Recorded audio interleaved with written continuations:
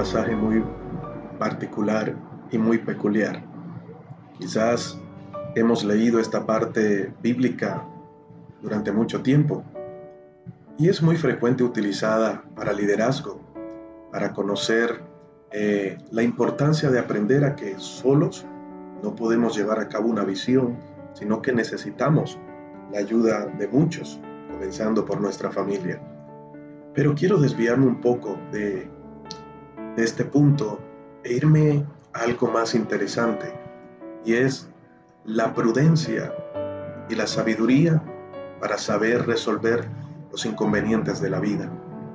Por lo general, somos muy dados a dejarnos llevar por las emociones, o por lo primero que escuchamos o lo primero que nos viene al pensamiento. Pero, ¿qué tan seguro es dejarse guiar por lo que diga el corazón o dejarse llevar por la primera impresión? Yo creo que esto nos lleva a errar muchas veces y a cometer gran cantidad de errores. ¿Cuántos sufrimientos nos hubiésemos ahorrado si simplemente hubiésemos aprendido a esperar en Dios? Si hubiésemos dedicado el tiempo mejor a orar e instruirnos en su palabra para estar preparados para todo momento y para todo tiempo. Esto es algo que pocas veces hacemos porque digamos que no nos preparamos para los sinsabores de la vida. Aún poco nos preparamos para los buenos tiempos. Y cuando no estamos preparados para una cosa o para la otra, no sacamos los mejores resultados y aún los buenos tiempos se nos pueden ir y no haberlos disfrutado. Es importante el estar preparados y es importante saber observar, saberlo hacer y saber en qué momento debemos guardar silencio y en qué momento actuar. Esto fue algo que Moisés aprendió en ciertos momentos de la vida cuando estaba en un desierto con una gran multitud de personas que fueron las personas que él sacó de Egipto y ahorita los guiaba hacia la tierra que Dios les había prometido. Moisés desde la mañana hasta la noche se sentaba a juzgarlos, es decir, a ser juez, y todos los que tenían una necesidad o una pregunta o un problema se acercaban a Moisés. Imaginemos una fila larga de personas todo el día trayendo quejas a Moisés y él todo el día allí sentado tratando de solucionar.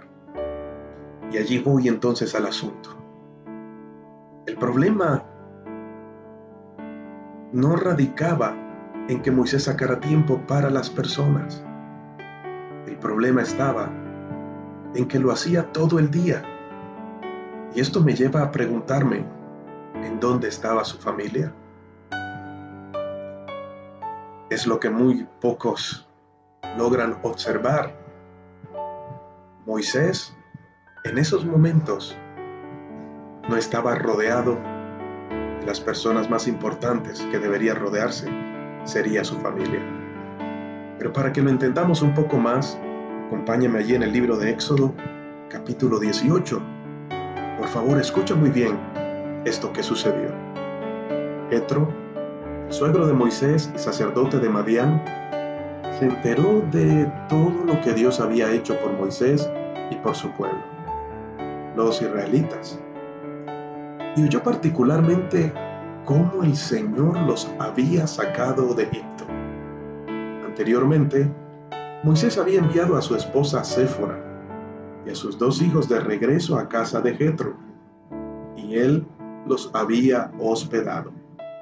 El primer hijo de Moisés se llamaba Gerson, porque cuando el niño nació, Moisés dijo: he sido un extranjero en tierra extraña. A su segundo hijo lo llamó Eliezer, porque dijo: el Dios de mis antepasados me ayudó y me rescató de la espada del faraón. Nótese que Moisés vivió un tiempo con su suegro, allí fue procesado, escuchó la voz de Dios y recibió el llamado del Señor. Pero antes de que eso sucediera, Dios le dio una familia y Dios les dio le dio 2 hijos. Cada hijo significaba, el nombre de cada hijo tenía un gran significado. Gerson le haría recordar todo el tiempo que fue extranjero en una tierra extraña y que allí fue bendecido por el Señor.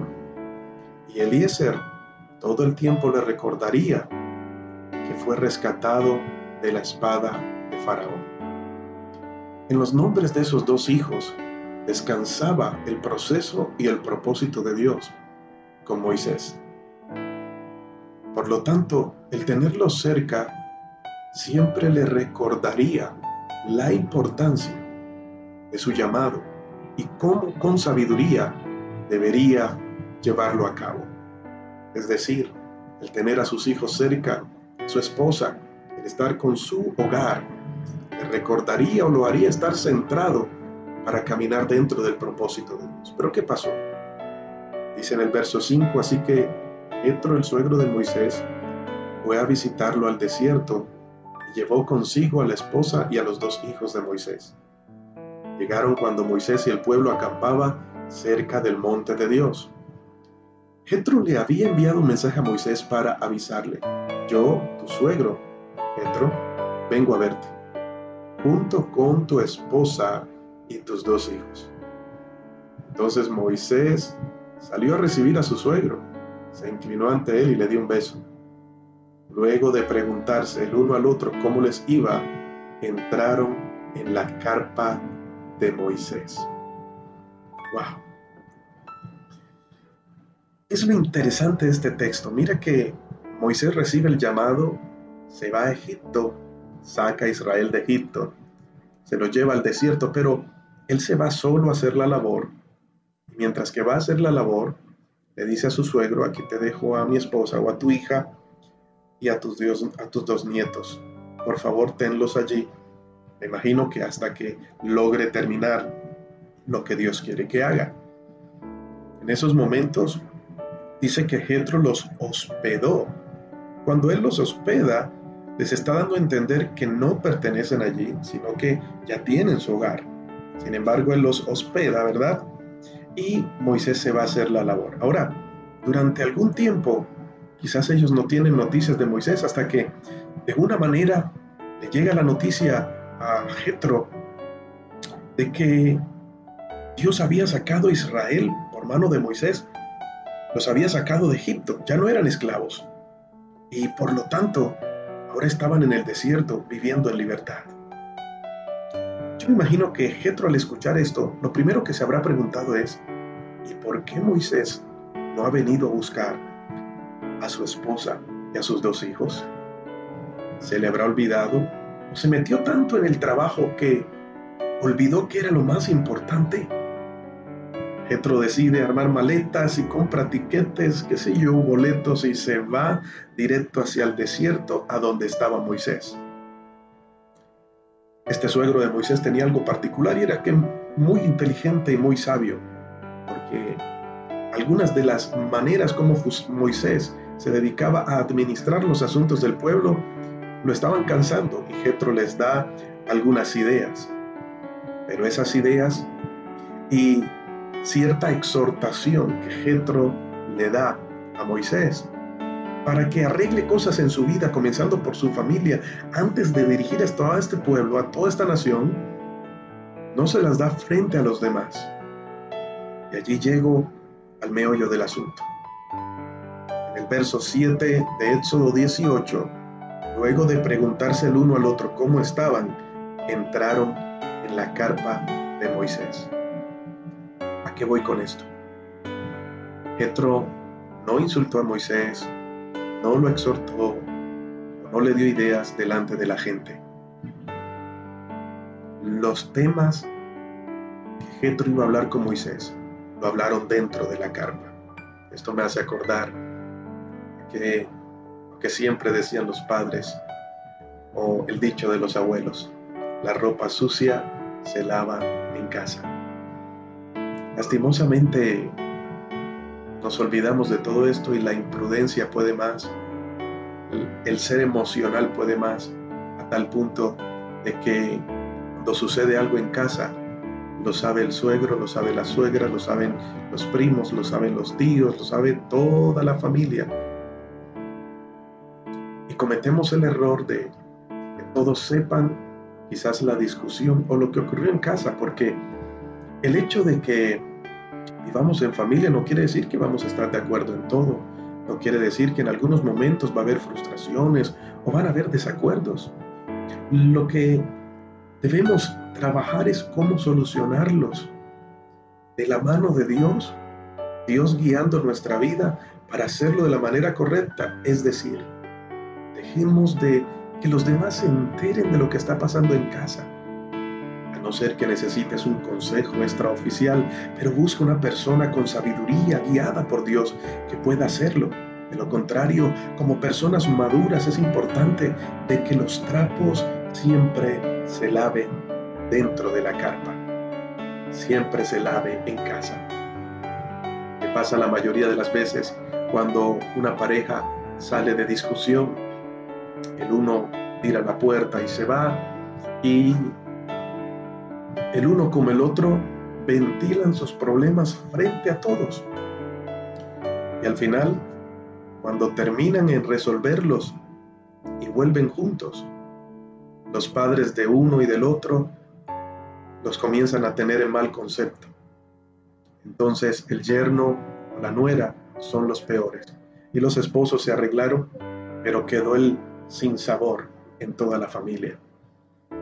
Esto es muy importantísimo porque para Dios la responsabilidad y la sabiduría de dirigir la casa es tan importante que uno de los consejos que Pablo le da a Timoteo para aquellos que anhelan servicio y anhelan liderazgo es tener la sabiduría de saber guiar su propia casa. Porque termina anexando al texto diciendo el apóstol Pablo, porque aquel que no sabe guiar su propia casa, ¿cómo podrá dirigir la casa de Dios? Y como expresé una vez, no podemos ir a barrer la casa de Dios cuando nuestra casa tiene un tierrero encima. Perdónenme la expresión, pero me gusta muchas veces hablar de esta manera para que me puedas entender. Porque a veces dejamos pasar por alto tantas cosas que queremos ser puente para los demás y ayudar a los demás, y cuando miramos hacia adentro de la casa tenemos todo en desorden. No hay perdón, hay falta de perdón, no está el amor de Dios, el ministerio no se desarrolla dentro de la casa. Pensamos aún que la palabra que Dios nos da es para que Dios les hable a otro, y desechamos lo que es una enseñanza primero para nosotros. Por eso yo creo que Jetro tenía muchas cosas para hablarle a Moisés. Y este parece ser un tema sencillo, pero el Señor me lo está trayendo ahora. Porque ¿cuántos líderes, pastores o jefes de empresas solucionamos la vida a todo el mundo? Cuando se trata de nosotros, no le prestamos atención a nuestros hijos. Los hijos de Moisés le recordarían siempre su propósito. Su esposa y sus hijos lo mantendrían en el centro. Sin embargo, él lo dejó pasar. Jetro lo vio, lo saludó, pero una vez dentro de la carpa, puedes leer todo ese pasaje, una vez dentro de la carpa que Moisés le cuenta todo a su suegro, Jetro comienza a enseñarle a Moisés cómo tener en orden todas las cosas. Y lo primero es, Moisés, no puedes gobernar si no estás con tu familia. No puedes tratar de imponer normas o organizarle la vida a los demás cuando tu propia vida está en desorden, Moisés. No puedes olvidarte de lo importante que es para Dios la familia. Ahora, Jetro le dio muchas ideas sobre cómo administrar bien el tiempo y liderar. Pero primero le recordó lo más importante, la prioridad, su casa, sus hijos, su esposa. Así que Jetro no llegó solo, le entregó a su esposa, le entregó a sus hijos y luego habló con Moisés. Pero recuerda algo, todo lo hablaron dentro de la carpa. no se hizo nada fuera. Allí hay sabiduría en esto. Esposo, esposa, ¿cómo arreglas los inconvenientes que tienen ustedes? Para eso tienen una habitación. A veces se comete el error en la familia, en el hogar. Primero, de que todo el mundo sepa, y segundo, un error garrafal es cuando los hijos se enteran de los inconvenientes que tienen sus padres. Y tremendo error cuando los padres mismos hacen partícipe a sus hijos de los inconvenientes que tienen entre ellos. Yo creo que llega el momento de aprender y que hay cosas que no se hablan en la sala, hay cosas que no se hablan fuera de la puerta, hay cosas que se hablan en lo íntimo, hay cosas que se hablan en la recámara, dentro de la carpa. Dios está dispuesto a ayudarte, pero también depende de nosotros. ¿Qué decisiones vamos a tomar? Las mejores decisiones no se toman solo, se toman dentro de la carpa, cuando Dios es el centro y estamos en familia. Padre, yo te doy gracias por tu palabra y por lo que nos enseñas. Gracias, papá, porque estas palabras producen vida en nosotros. Y porque nos enseñas. La Biblia está llena de todo lo que necesitamos para vivir. Estos recursos maravillosos que son tus consejos de vida. Porque podríamos tener tantas cosas en las manos, pero si no lo sabemos administrar, se pierden como agua.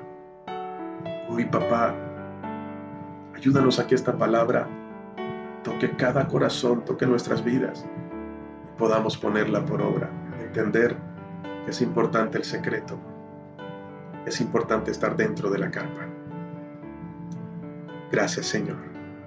En el nombre de Jesús. Amén. Hoy te habló tu pastor y amigo Elías Hoyos. Recuerda que Dios siempre llega justo a tiempo.